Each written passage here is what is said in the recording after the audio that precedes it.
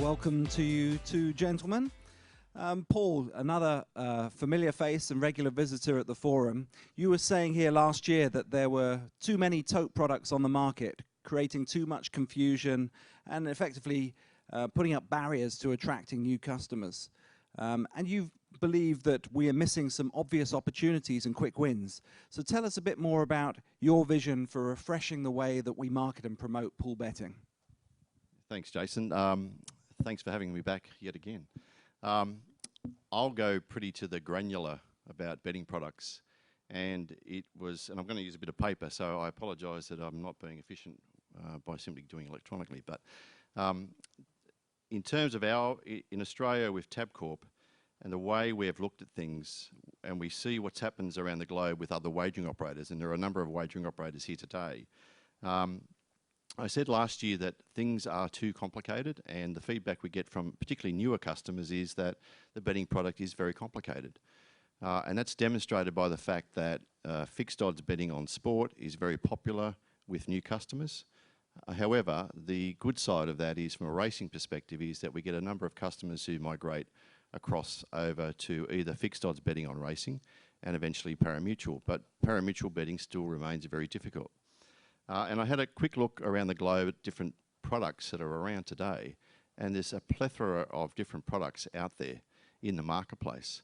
And we need to really look at simplifying what those betting product names are. And as I said, it's pretty granular. And a few examples, I just did a quick search the other day of different products out there in the marketplace. We've really got to come down to a very simple way of explaining to customers, and one of those ways is just talking about the product itself, the product name itself. And after a while, you can build a product portfolio, and we're working with Longitude with a few new experiments with a few different bet types. One in there, for example, is the Trio. It's early days yet, but it's experimenting on trying to attract a newer, younger audience that we're endeavouring to have in the marketplace, because we want to be around in 10, 20, 30 years' time. So it's very important to build a portfolio of products, and that's what we're attempting to do.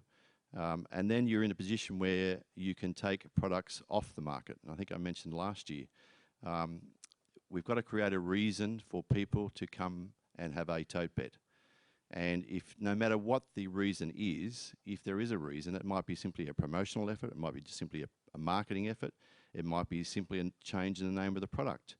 They're all reasons why customers would choose to try the product again. And when they try the product again, they might find something that they've never seen before. So I'm going to talk about a few of the low-hanging fruits, the things that we don't necessarily look at, things that I've seen around the globe with different wagering operators at different tracks. And they are very granular, and they might be very dry, but there's something that we should all look at, particularly as wagering operators, that there are nuggets out there in the systems that we have that we're not using much these days. And a few examples. One, the unit of investment. Why is the unit of investment so high in particular countries, and particular wagering operators? Why is there a minimum spend? Why do we force the customer to cope with what the system has? Why don't we give power back to the customer, which is what we are attempting to do, particularly with Tabcorp, putting the power back with the customer to decide what they want to bet on, when they want to bet on, and how much they want to bet on. Historically, we've told the customer how much they need to spend, and we're slowly but surely changing that.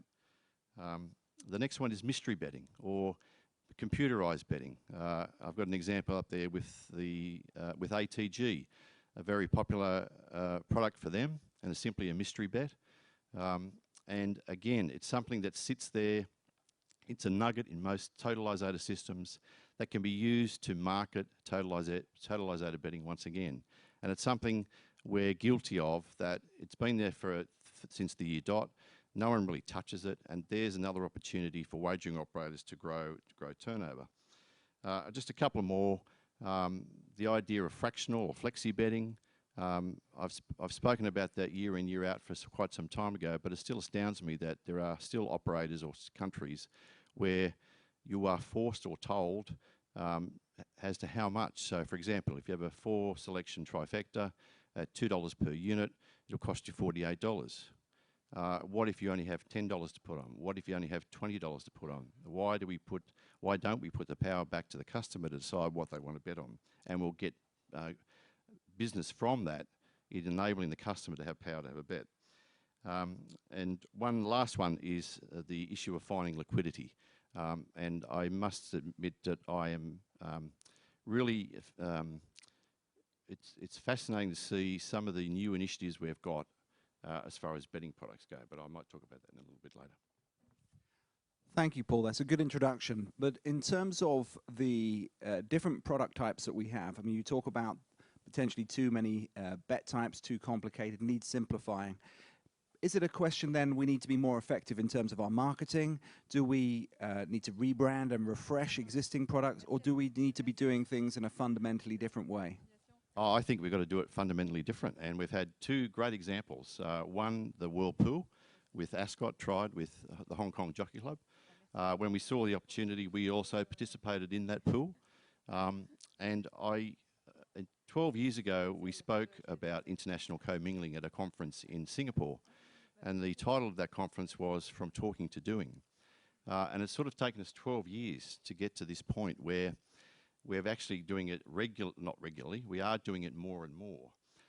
So I would love to see the day where the barriers have dropped and every weekend, whether you're in the US, Canada, New Zealand, Australia, South Africa, Hong Kong, Japan, Korea, the UK, Ireland, South Africa, in case I've missed a few, that it's part of the norm where every weekend there is a world pool across all the different bet types that everyone can access. And suddenly you have the liquidity that you've had not like anywhere before, and you give life, you give reason for customers to keep trying totalizator betting.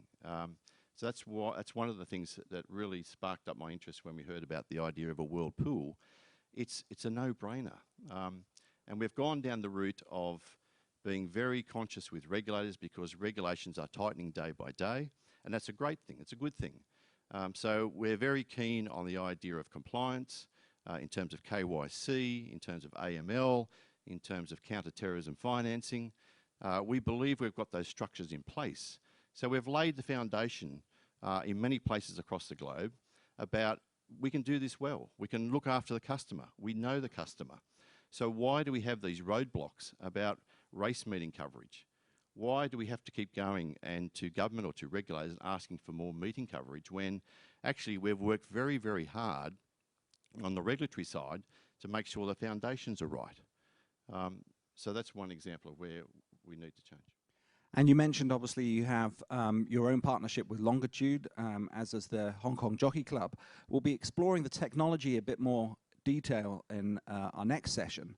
But how does it help you to innovate more effectively with the products and the bet types that you offer? Well, it just gives us another reason to tell customers about tote betting, which we haven't done to any great extent for a little while now. And it just gives us an opportunity to build a little bit of liquidity.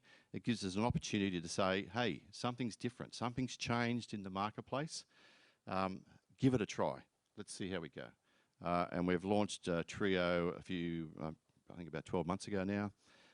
That combines with Trifecta in terms of combining the pools. We've recently launched another product called Odds and Evens. That merged with the Quinella pool. So it's early days yet. And the results are not really right at the moment in terms of how successful it is. But we are working with our customers to get used to that change. And we can't be afraid to try different things, to experiment things. Hopefully it's successful, we hope it's successful, but we shouldn't be afraid to try new ideas. And on that point, obviously, we've talked previously about fixed odds betting being more dynamic in the market and more responsive to customer needs than pool betting has had to be. Although pari mutual betting on sport is not very developed or advanced in the industry as a whole, France Pari is currently offering it in France. So, Kevin, how do you see the future of pool betting from your experience? Do you think we can broaden the appeal to a younger audience? Tell us a bit more about your perspective on this. Sure. I mean, as you mentioned, fixed odds betting is the most dominant form of betting on sports. That's many reasons to that. The simplicity also is the fact that it's a world that is getting regulated, and I think there are quite a few challenges that needs to be addressed in the coming years. Sorry, apologize. No, so I was saying, fixed odds betting is actually, yes, the most popular form of betting on sports. There are a few reasons to that. The first one being that the world is getting regulated more and more, and that creates a lot of challenges in terms of well, laws and regulations, so to allow pool betting to grow a little bit. But although this form of betting is growing a lot, pool betting on sports is definitely not, it's still well alive. It's definitely not dead. It's still well alive. And well, we've been witnessing like a very strong growth over the last few years on the fixed odds business, but the share of the turnover on sports, or the pool betting sports, although it doesn't represent the largest part of the turnover, we're talking about maybe 5, 6, 8% of the turnover depending on years. It's still keeping the same ratio on the business. The fixed odds business is growing like 25, 30% a year in France, for instance, and well, the pool betting stakes are still growing with that. So there's still demand, and that pool betting offer still meets that demand. And so what do you see as the potential crossover opportunities for racing? Are there any obvious quick wins that we're perhaps missing compared to either other sports or other forms of betting? Well, talking from a pure sports betting perspective, and we are addressing a sports audience. We are also, the audience is quite young as well.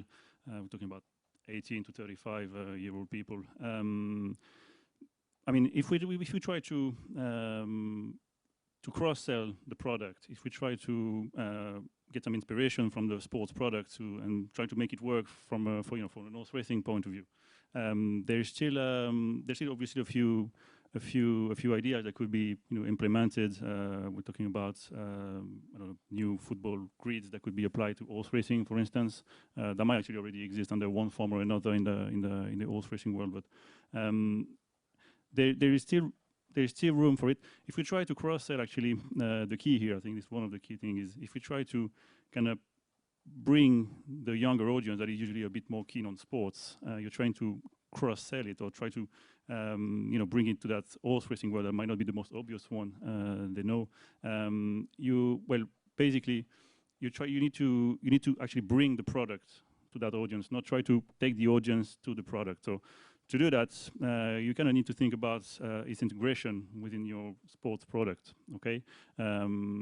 Many operators, they tend to kind of separate both environments. You have horse racing on one side and you have sports on the other side. Two environments that sometimes might not communicate that well. So you can actually need to, instead of trying to take your main audience to a new product, you actually need to bring that product to the new audience, if you know what I mean. So in that traditional sports betting product, the traditional horse racing product obviously needs to be adapted to the audience. There's one with simplicity.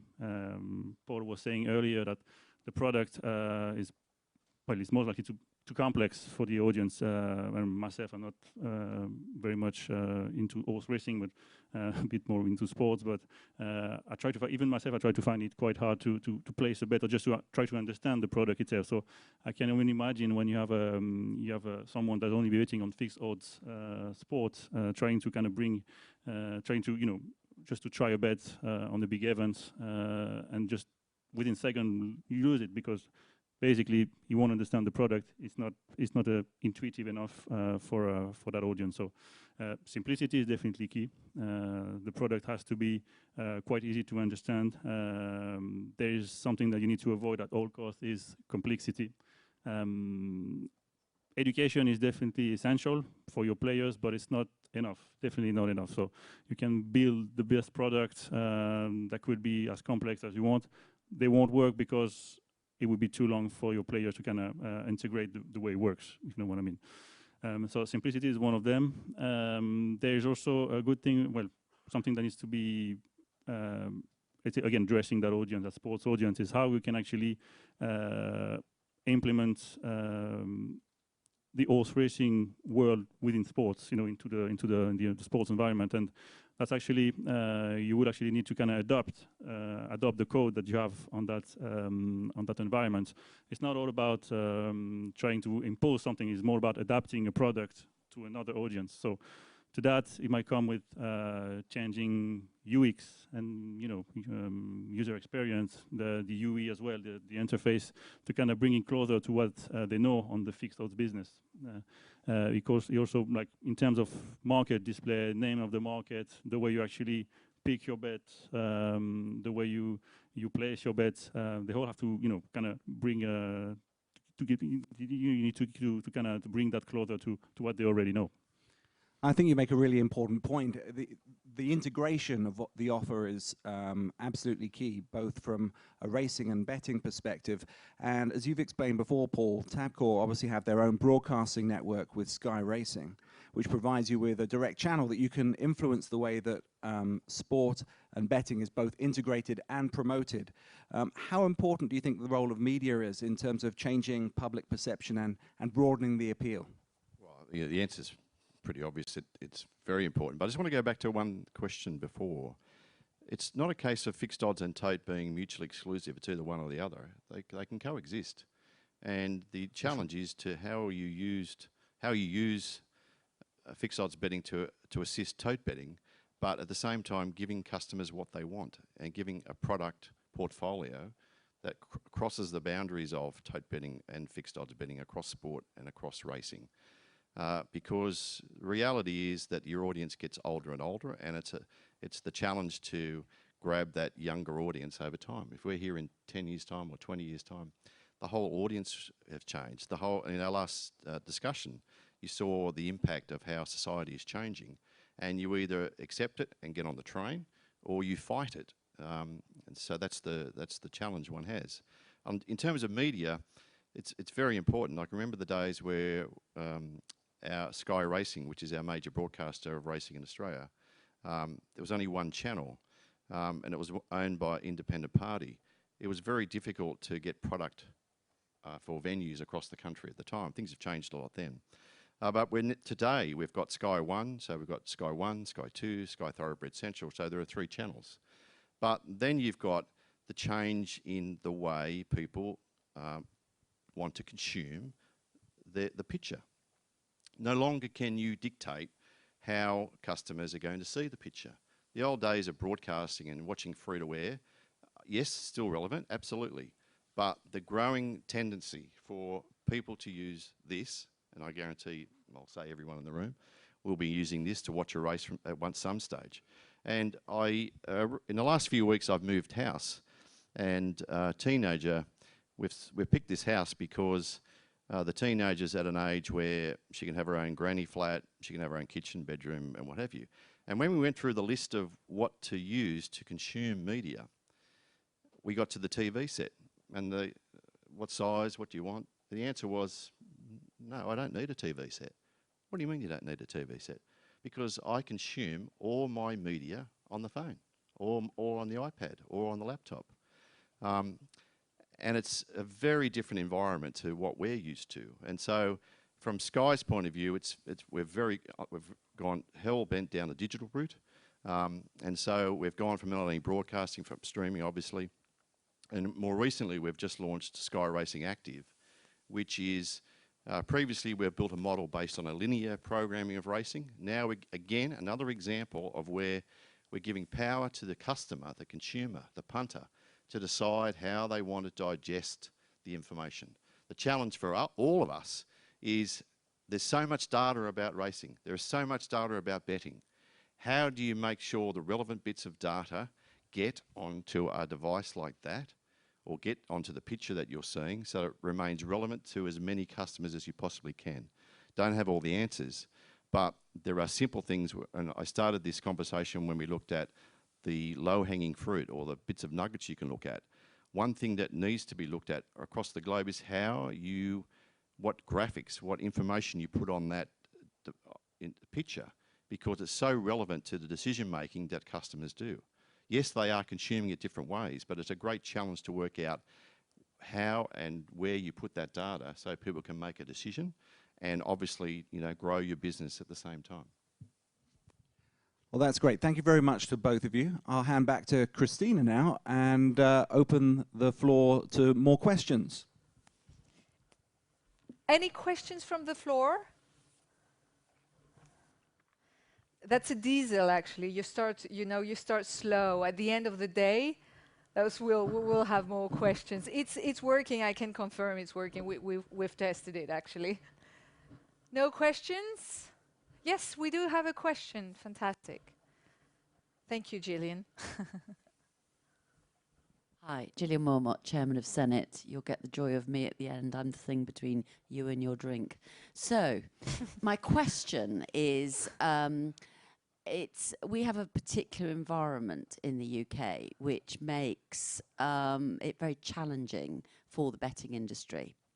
And clearly there's different types of gambling, but coming from a consumer markets background and now being very involved in the digital world, one of the big shifts has obviously been to online and everybody doing things, the younger audience, particularly on their phones, which we've talked about.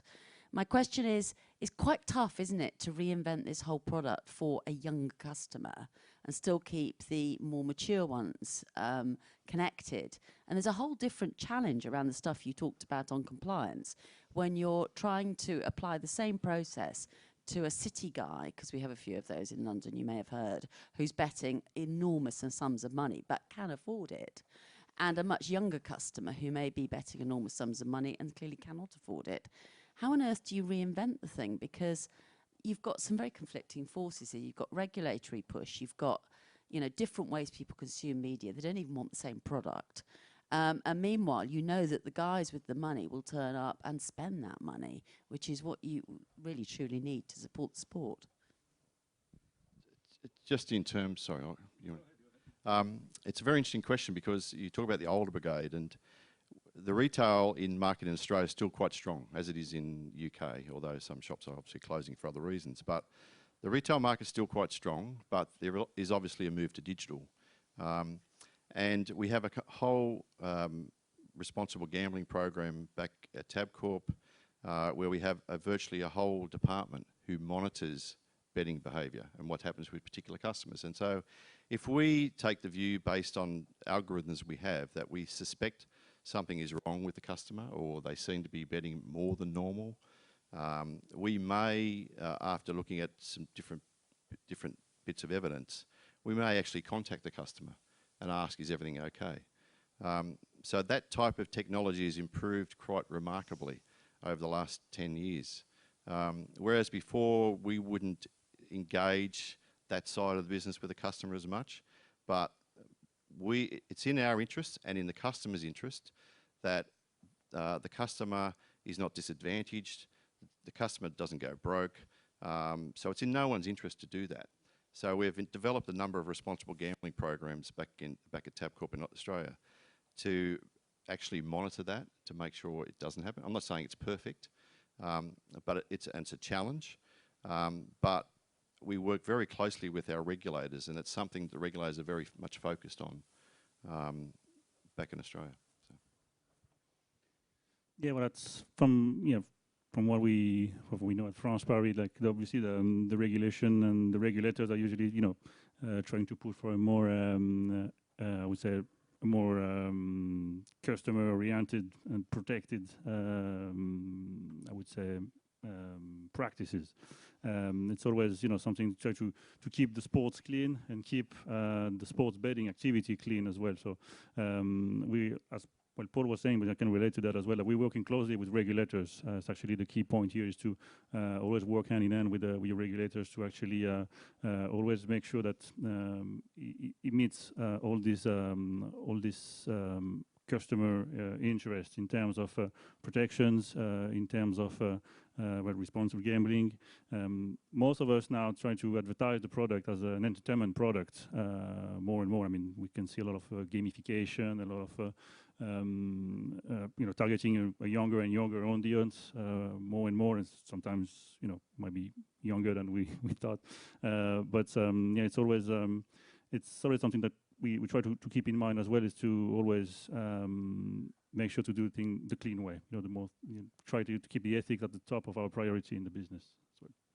And sorry, assuming it's the last question, that's why it's important that for organisations like the European Parimutuel Association and the Asian Africa Tote Association come together and discuss how we best do those sort of things. It's the perfect forum to that, and that's one of the outcomes we're trying to get with the association. And we had a meeting yesterday, and it was so fabulous to see where not everyone, one person doesn't have all the knowledge, but when you see different things in different countries, and you share those ideas, and that's what's provided in forums such as this and with the EPMA and the AATA, that you can actually say, oh, okay, yesterday I had an aha moment with the US, but that's the perfect forum, the association, where we can talk about these ideas to make sure that we keep up with what's happening in the marketplace. Well, thank you very much to both of you. Thank you for this interesting panel. We'll move now to our next session.